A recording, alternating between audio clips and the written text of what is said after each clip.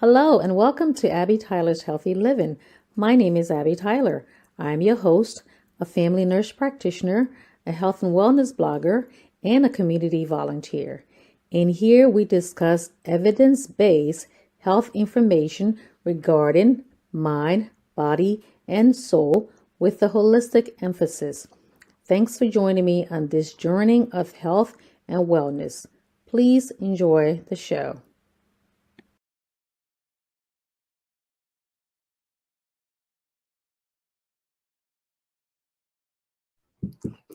Hello, hello, hello, hello. Welcome to Abby Tyler's Healthy Living. My name is Abby, your Healthy Living NP. How are you guys doing out there? Welcome to our weekly show. I want to put my glasses on. Okay, so please see if you're watching now, please share the show. Please share the show. Also, like I said, I'm trying to raise funds to put back into the show so I can bring you more evidence-based information. So let me just come over here. Okay, we're continuing our series on men's health. As you know, or if you don't know, June is Men's Health Month, and I've been doing a weekly series on men's health on different topics. If you missed the past 2 weeks, the first one was how to get the men in your life, to encourage the men in your life to go get their regular checkups and also follow up with other checkups that they have to do. And last week I did 7 important topics to be aware of. So, health topics for men to be aware of. This is not only for men, it's for men, women, and also the whole family. Because again, when I did women's health, whatever affects the wife in the house or the woman, it all affects the family, the husband, the children, and all that too. But even if you're not married, all of that. Okay. So please, share the show. And so today we're going to be doing, as you see there, healthy tips to cope with a midlife crisis. I'm going to make it a little bit more relaxed today. I know I was talking like some serious stuff on the past 2 weeks and all that. I don't want to make it too serious today. Okay, so healthy tips to cope with a midlife crisis. So let me just go in here and get my notes together. Okay, so as always, I am a provider, but I'm not your provider. So please do not make any changes to your regimen without checking with your own provider. Okay, so let's get started. Again, share the show. Alrighty. Okay, so what is the definition of a midlife crisis? I don't like the fact they call it crisis because it just like kind of change, it's like more of a change or a transitional time in your life. Okay, so it's not technically a medical diagnosis and it's not a psychiatric diagnosis, but it's something that may turn into a medical diagnosis or psychiatric diagnosis if it's not managed well. Okay, so some of the definitions, there are definitions: an emotional crisis of identity and self-confidence that it can occur in early middle age. They say about 40, sometimes 35 to 60 years old. Not recognizable again, like by medical or diagnosis. However, it can lead to a medical and psychiatric diagnosis if not managed well, like I just said. Okay, so let me get in here. Many men, okay, when it comes to men, of course, they measure their worth in terms of professional success. So a midlife crisis in men may be centered around their achievements or around regrets about not taking actions to better their careers when they were younger. Because, it's like they get to a certain point where they're like maybe 35 or 40 and all that. And they say, you know what? And they see times going by, they see the younger ones are coming up. And in case they're not too happy with their lives, and they say, I should have taken that chance. I should have gone with that job that I was supposed to do. I should have moved somewhere else where my life would have been better. Maybe I should have married a different person. My life would have been better today. Or maybe that long lost love that left me, I should have gone to go find her. And just so many things. Because of course, when you get into that age, you start looking, you're not a youth anymore. Depending on the culture, you could be a youth until you're like 55,000. But you're not youth anymore and you're not old yet. So it's right at that time of your life where you start, calibrating. You're like, okay, this is where I am right now. What is it that I want to do in my life? And especially if, if they haven't gotten to the point, because there's some people like, oh, I could have been CEO by now. I could have been owning my own business. I could have been doing all this. And look at me now. I'm going to be getting old soon. Because I, as a woman too, we go through different things. Ours is like more physiological, meaning you go through the changes, the hormonal changes. Men also go through hormonal changes, but women is like a little more profound. So it's like you sit in there, you're thinking, oh, especially when I go to these graduation parties or the cookouts and all that for the younger kids. And I sit there and be like, wow, it wasn't too long ago. I was just getting out of high school. It wasn't too long ago. I was just a young mother. It wasn't too long ago. Here I am now. When I look around and see the people who are much older than me, I'm like, it won't be too long until I get to that point. look at where am I in my life right now? Is this where I want to be? I mean, would I want to do something different? I even said, I was like, oh my God, do I really want to get old on Facebook? Maybe at what point in my life do I want to get off Facebook? Because, people will be like, oh, okay, we don't want too many old people on Facebook. And this, and instead of Facebook, most of the young kids are not even on Facebook anyways. So it's good for us. Okay. So again, little personal stuff and all that too. But also men go through that. So when they go through all it, when it gets to the point and they start questioning these things, and if it's not managed well, because you can always, it's always time to reinvent yourself. But if it's not managed well, then we can lead into something like I said, things like depression and all. Okay.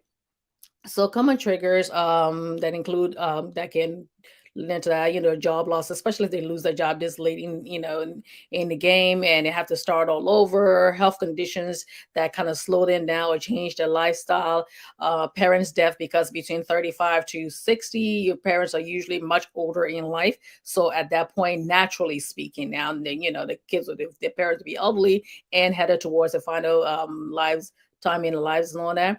And also with children moving out because your identity was all around your children, taking them to school, doing things with them, going to their games, and now nobody's there. You go through an empty nest period, and it's like, okay, what am I supposed to do with my life now?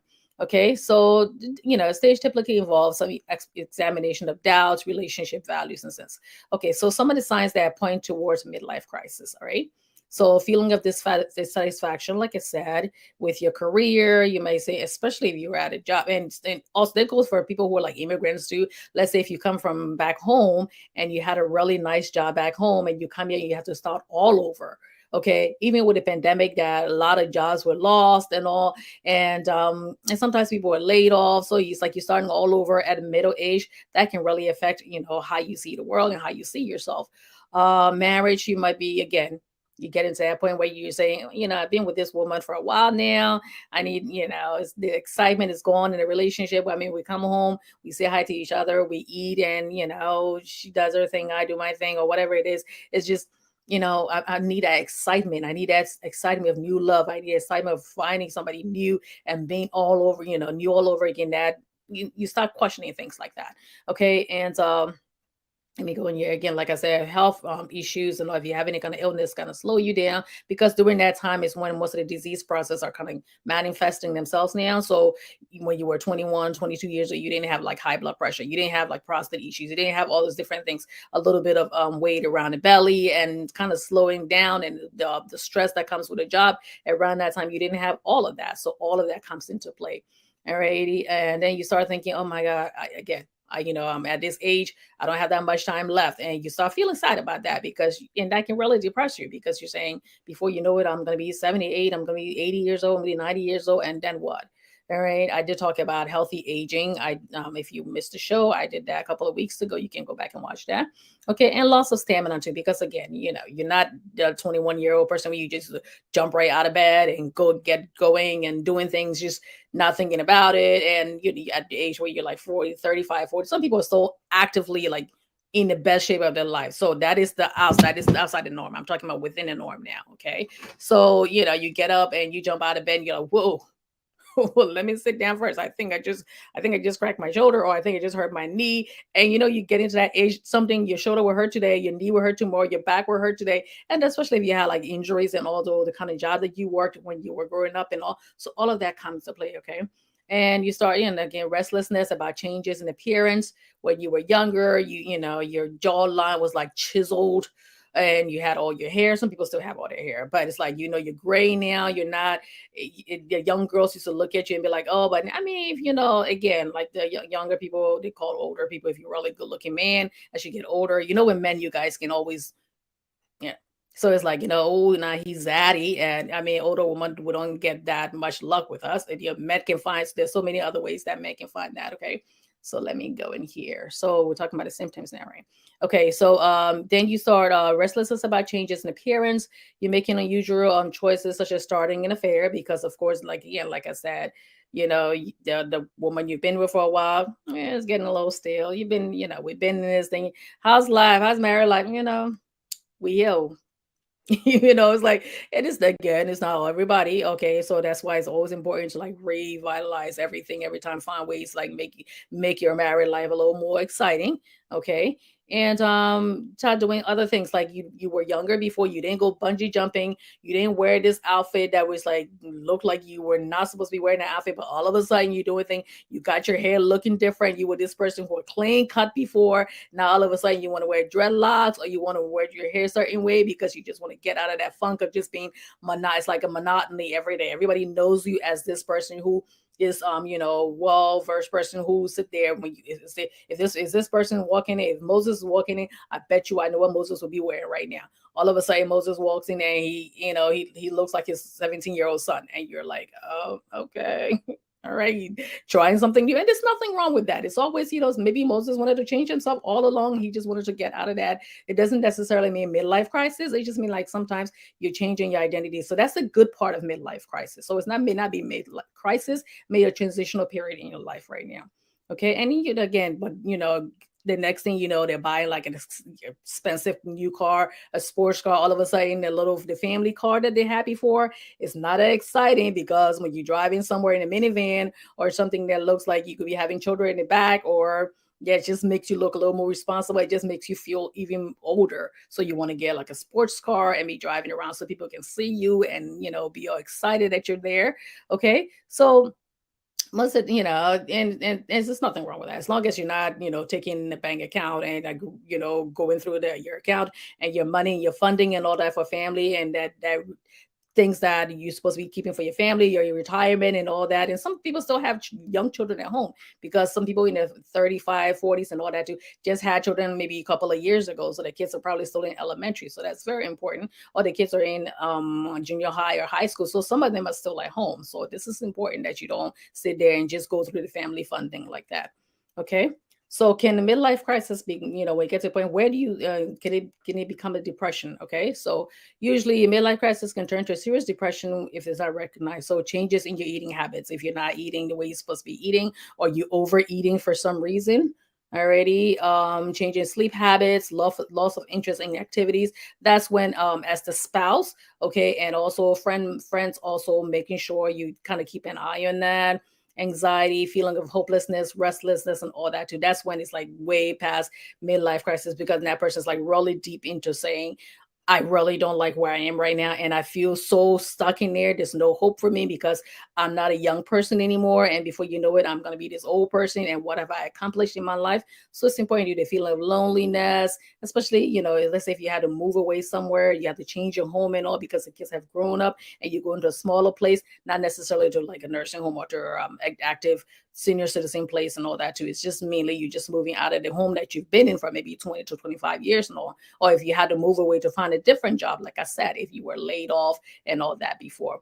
Okay, so it's very important that as the spouse and also people who know you should be keeping an eye on things like that. Okay, so how do you cope with that? Okay, so some of the good thing is, if you want to learn some new things, like if let's say, oh, you know what, I always wanted to learn how to play basketball. I always wanted to learn how to go boating, or maybe playing golf and things like that. I never got the chance because I had the children in the house and all, and learn piano, just something safe and fun. That's good. Okay, but when you start going to that, he's not making rash decision. Hey, honey, guess what? I went somewhere today and I saw this, and I think it'll be nice in the house, and I did this, and it's like, whoa, slow down, slow down. Yes, no, because everything just looks so stale. I want something different. I want something different, and I just feel like we need to change it. We need to change that. We need to change this, and maybe I should, quit my job and go get another job. Especially if you have a really good job and the family's depending on you for the benefits and all, because for health insurance and other issues and all, you want to make sure life insurance that provides extra life insurance outside of your private life insurance. You don't want to start making rash decisions so like that. Or let's move across the country. Let's move overseas. Let's do these things. Let's do this thing. No, that's like slow down, slow down. Yes, and time, the time you had, usually when they say, okay, yeah, I have less time ahead of me than I had before me. So that's why people say that. So you're at the age in your life now where most of us go to that three scores and 10. It's like, oh, I'm living on borrowed time now. I'm living on borrowed time. So I need to do these things. I need to do these things. And my friends and his younger kids, they think the younger guys that work, and they think they know that these, this young buck thing, they know it all. And they think I'm this old person. No, I need to show them that, I'm just as good. And also for women also, because you get to a point also as you start getting older, because I would sit there and I think eventually, I never want to get to the point where I'm irrelevant. Not the Facebook relevance where all day you have to like make yourself feel better by putting your whole life on Facebook every day. They remind people how good you are and how perfect you are and whatever. Not talking about that. I'm just saying it's like because as you get older, you stop getting invited to parties. You stop being going to places when the weather is really bad and you can't go to other things because it's like maybe your eyesight start going or you have some of the health issues that you can't go to so many things and your world start getting a little smaller and smaller and smaller. So you start looking at that and saying, okay, I'm this age now. I really need to enjoy everything I can enjoy because I don't want to get to that point. Okay. And also for men, again, they look at themselves, their achievement in their appearance, in everything that, and you say, okay, you no longer need to be here or you're off the stage now. And some cultures is like they really respect the elderly people, but at the same time, they also disregard the elderly people. Anyways, okay, so that's important. So you get to that point and you say in the end, it's just like I said, sometimes it's a transitional period, but it could also be a crisis when you start thinking about that. It really starts bothering you and all. Okay, like I listed those symptoms before. Alrighty. So if you find yourself suddenly feeling, low in your middle age and you want to take some of these steps. So what are some of the steps you can take? Let me go in here. I said coping right now. So let me just look in. I'm just gonna answer some comments here. Jackie says, "What's the what a topic after Father's Day?" Yes, it's important. It's all tied into Men's Health Month. That's why I'm doing it. Okay, so still got your attention, right? And Dennis John said, "Why is this called crisis and not just part of the growth process or change?" Well, like I said before, let me put that back on there. Like I said before, I mean, sometimes it can be a misnomer. It doesn't have to be crisis, but if it gets to the point where you're doing things that become unsafe for your family and friends and all that too, then it's like, okay, we're going from just transitional phase now where, oh yes, I'm just getting old to, oh my goodness, can you believe my husband, took all the money from the account or been taking money from the account to go sit there and spend it on, his young girlfriends or just take the money out to go gamble it. And he's deciding he wants to go open some, Ponzi scheme because you remember a couple of years ago, we also had this, I think it was some Susu thing where earth, water, and fire. That's how I kept calling it earth, wind, and fire. And then it turned out it was like this big Ponzi scheme where people were just taking your money. And, you start listening to things where, oh, if I can just do this, if I can do that, then it does become a crisis because your actions are affecting your family and other people too. Because you could also be doing this at work, and that can cause a problem. So that's the reason why it's like crisis. But again, like I said, it could just be a transitional period. When it becomes unsafe, then it becomes a crisis. Maybe it can always be another name. It doesn't necessarily have to be a crisis. I hope that helped. Alrighty. So yeah, coping tips. Alrighty, so let me go here. So, by the way, take a little sip of water. If you're just joining us, my name's Abby Tyler. I'm your Healthy Living MP. This is Abby Tyler's Healthy Living. This is our weekly show that I do on Tuesday, and the topic today is how to cope with if you have a midlife crisis. Okay, this is June is Men's Health Month, so that's all we're doing. Then, already. Okay, so how do you some coping tips? Okay, this is also for again for the wife and the people in your life who love you. All right, so how you can do this yourself. So don't let your destructive thoughts, feelings take over. Okay, try to control your emotions. Don't give in to them. Maybe a little bit. Okay, maybe on Friday night, me and my friend or my spouse, maybe we'll choose one night in a month and we can go to the casino or maybe we can go to some game place and do that. Don't make it every day. And don't, if you never wore like really tight jeans before where it's like, the kids are, anyways, don't start changing stuff. Some people start walking around and this friend who walking around and his chest hair showing up like, oh, seriously, no, really? Okay. Anyways, he's like, oh yeah, people like the girls love it. So yeah. Anyway, so before taking any actions based on your feelings, take a moment to think over and be mindful of the consequences. Again, that's why it's called, when you're talking about, let me go in here. When you're talking about crisis, be mindful of the consequences and all. If it's going to affect your family, your job, your livelihood, and all that, no, just stick back and just relax a little bit and think about it. Okay, maintain a grateful attitude. Think about the good things in your life and be thankful that you have them because you can sit there and say, Oh, I wish I had, sometimes when you're driving by in some neighborhood, you go into your house and all that, you drive by and you see these huge like mansions, or you see somebody with a fancy car and you say, I wish I was, I wish I was there. But at the same time, you come home and you have a nice place to stay. It's nice and warm. The people who are there, they love you. Your kids look up to you. You have good friends. You have a good job. It may not be the most perfect job that you have and all. And if you want to change your job, you're making sure that you have one lined up before you leave the other one, especially depending on the kind of job that you have, because not every career where you leave one job, you get pissed off, or you say, oh, I leave this one, I got to find something else. It would take you a while to find another one. So make sure. Somebody like me, I always like to have something lined up before I leave one job, because I'm always to be like, from the time I was younger, it's like I always want to be employed. So, and it worries me when if I don't make sure I have another job lined up first. So I may stay at one job for a long time until I move. And plus I get a little used to something and I stay there for a little while. Okay, so just make sure. Don't just jump into be happy for what you have already. And now somebody can say, "Oh, that's okay. That's easy for you to say because you can say that to another man because you have this, you have this, you have that, and all." No, just because you don't know what's going on in the person's house doesn't mean it's like their life's perfect and all that too. They may be looking at you that have maybe less and saying, "I wish I had that kind of simple life. I wish I had this. I wish I had that." So be thankful for what you have. Okay, be thankful. Look at the little things that you have. Be grateful for them, because again, it could be taken away just like that. Just like that. Okay, the little bit you have could be taken away just like that. You come home one day and something happened to your children, something happened to your wife, and all that could be taken away just like that. So be grateful for that. When you have, like I said, an attitude of gratitude, it makes you a little more content. All right. Open up to someone. If you're thinking about taking a major step in your life, talk it over with someone you trust. All right, whether it's a friend or a therapist, or get a second opinion. Okay, you may be dealing with mental health underlying issues and all masquerading as midlife crisis. So it's important, because sometimes you're going through other things, and when it comes to mental health stuff or anything like that, I wanted to say this: if somebody trusts in you, if somebody tells you about their medical issues and all that too, alrighty, keep it confidential. Okay? Keep it confidential.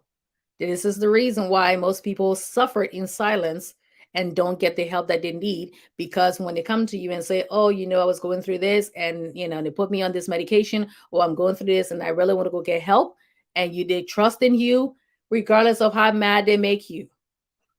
Okay? Keep it confidential, because especially when it comes to things like mental health, even without that, all right, that person stops taking the medication and all, and they can just go down and start spiraling into everything worse, up to and including suicide. That can also go for medical issues too, because if somebody said, "I'm a little older now, my testosterone level, the hormone and everything that told you that for men that keeps you all like, wanting to be sexually active and all that," and now it start decreasing as you get a little older, and you say, "I'm having some problems with like, maybe you're having some problems, a little bit of problem with erectile dysfunction and things like that," and you go tell somebody. And next thing you know, your business all over Facebook, because when you were texting each other or you were inboxing each other, and next thing you know, you have a falling out, is on Facebook.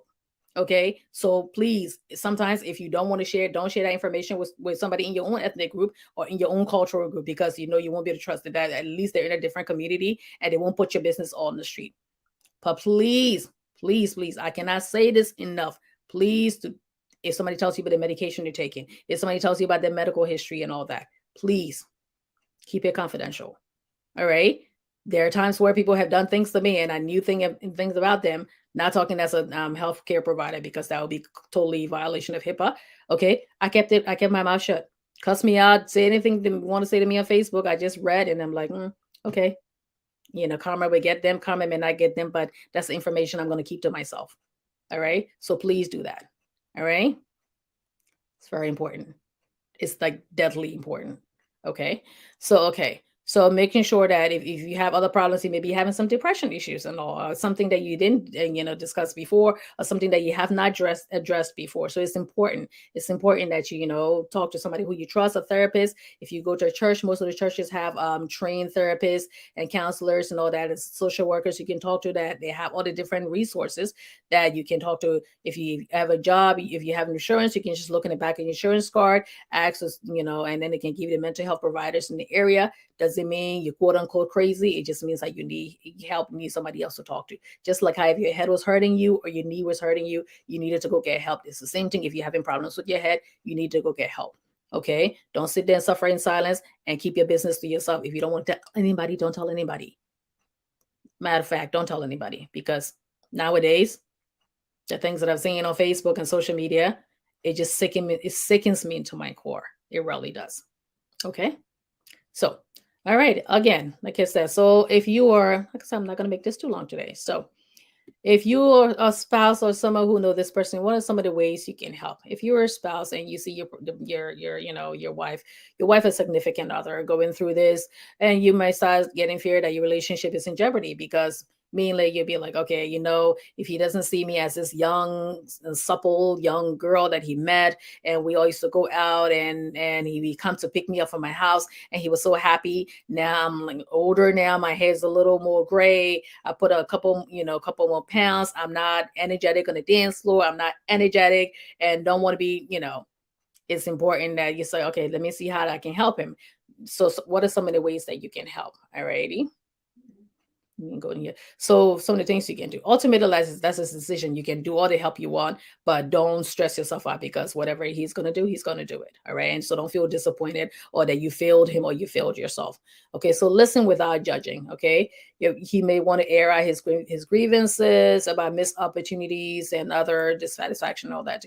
Just listen and just don't start with which you should have, could have, you should have done this, and why didn't you do this, and should have done this. Maybe this is it's natural to want to do that because after a while, especially if he's bringing it up and you have your own thing to go to, because you're going through your own changes too, and this man just saying 10,000 different things, you don't want to hear that. You get tired of it, and what's in theory may be different in real life. Okay, so just go ahead and just say, okay, let's sit there and talk about it, especially at this time in your life. Even without this, that's when communication is very, very, very important because you're too cute at this point. That's when most people start going for a divorce and all, because you both leading different lives, because your interests and all that may have swayed differently from each other. So that's why it's very important, always keep in the line of open communication. It's very important at this point in your life. Okay, don't feel pressure to solve their problems. Don't say, okay, if I do this, if you want to do that, don't feel pressure to solve the problem. Just listen and give a little bit of advice. Okay, sometimes you can say, okay, let's go. You can, let's go for a walk, because sometimes when you're sitting in a house and you're sitting there, and it gets a little bit overwhelming when you're sitting in the house and have to listen to this all the time. And sometimes it's just walking in the park. Walking in the park where you got fresh air, people walking around, give you that feeling of wanting to be out there. Go for a walk and just talk about it. Sit at the park, sit in the car, because sometimes, like I said, the house can be a little bit overwhelming and you just feel like you want to just burst because symbolically the house represents something that's holding you down. Okay. And all the mundane things in the house, the routine things that holding you down. So sometimes it's good to just step out. Let's go to Atlantic City for one day for those of you who live in my area, wherever the fun is in your your part of the country. Doesn't even have to be Atlantic City. It's just gonna be somewhere else, just somewhere else where you're sitting for fun. Okay, go to different restaurants, sit there and talk, or just buy something and sit in the car and talk. Alrighty. Be receptive to potential changes in this life. Your partner may want to try something new in the bedroom to revitalize the interest in sex, up to a certain point. Because I mean, if you somebody who like, okay, if he's like, okay, well, let's do threesomes. If that's something you don't want to do, don't do it. Swingers, no. If that's something that's totally you don't want to do, let me just put it this way. Somebody I know, they were doing their, doing swinger stuff and all that, is when you two partners, they trade each other and all, and then the other person fell in love and moved on to that other person. And that's heartbreaking.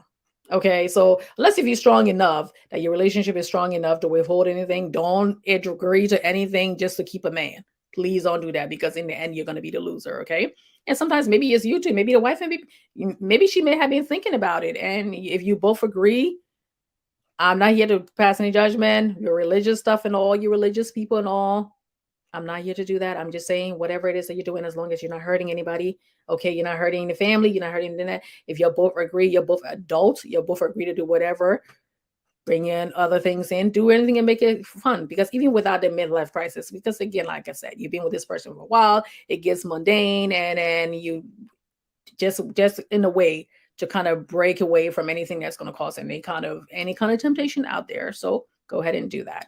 If it means dressing up in a nice outfit, playing role playing and all that, you can do that. Okay. Don't do the whole, and I'm the nurse and you're the firefighter thing. That's played out. So, plus, nurses don't wear those outfits, anyways. So, so anyways, but whatever makes you happy, whatever makes you happy. Okay.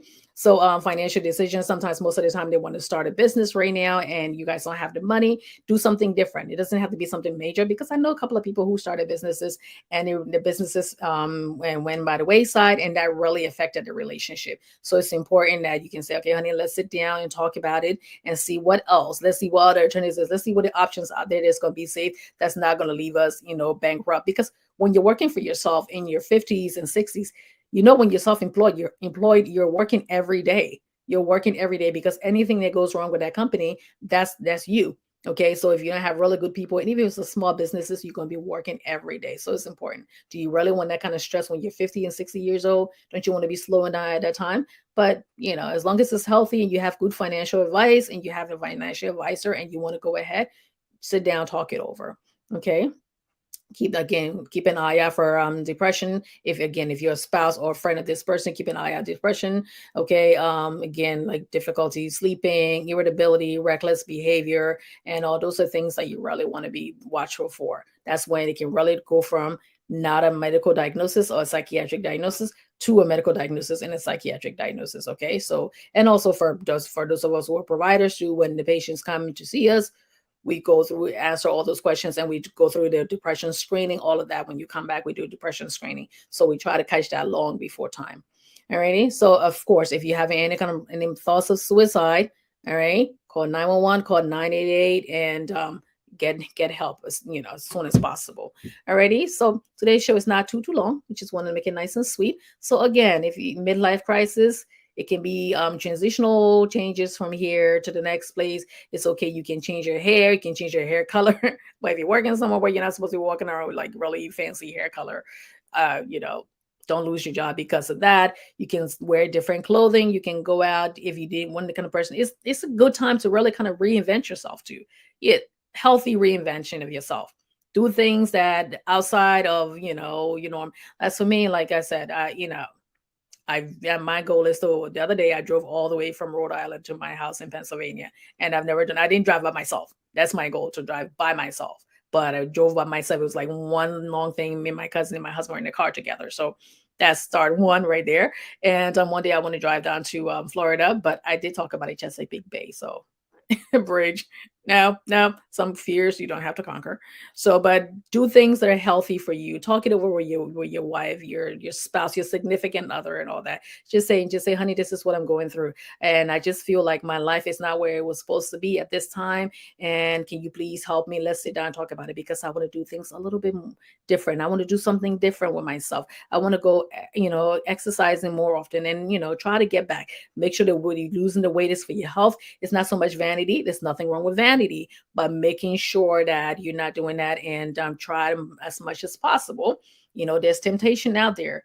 My friend said this is more anthropological than, more than midlife crisis, because back in the hundreds of years ago, when men got to a certain age, they just trade and got another wife. They got a younger wife. So now all of a sudden, in this modern age, you just, yeah, okay. So, but do things and talk it over with your wife. Communication, again, communication, communication, communication. That is the most important thing. Okay. If you're the spouse and all that, you notice something, start talking over. Don't wait till it gets too bad. Don't just dismiss his feelings, or don't try to solve it and all that. And for men, of course, talk it over with your friends. Of course, talk it over with somebody who you trust, who you know that if you have a falling out, your business is not going to be out there for the whole world to see. All right. So that is the final thing. All right. So I hope you guys enjoyed today's show. It wasn't too long. Alrighty. And if you missed the first two show, like I said, I did how to encourage a man to get the men in your life. That could be your father, brother, son, and all that, to go get their medical checkups. Last week was 7 topics, important health topics to be to be made aware of. And today is how to cope with healthy tips to cope with midlife crisis. So I hope you guys enjoy the show. For those of you joining me now, I said thank you. For those of you who will be watching later, I say thank you. Also, if you have not liked and followed Abby Tyler's Healthy Living and you're watching from Focus on Liberia or YouTube, please hit the subscribe button, and also on Facebook, hit the like and follow button. Please share this show. It may help somebody that you know, that somebody's not my friend and they're not part of the Abby Tyler's Healthy Living page yet. Okay, so please share the show, and I will see you guys next week on Tuesday. And between then, I usually put out Abby's daily, those little short videos here and there. So thank you all for watching. I really appreciate it. And I look forward to seeing you guys next Tuesday. I hope you had a really beautiful Father's Day, and stay healthy, stay blessed. Bye-bye.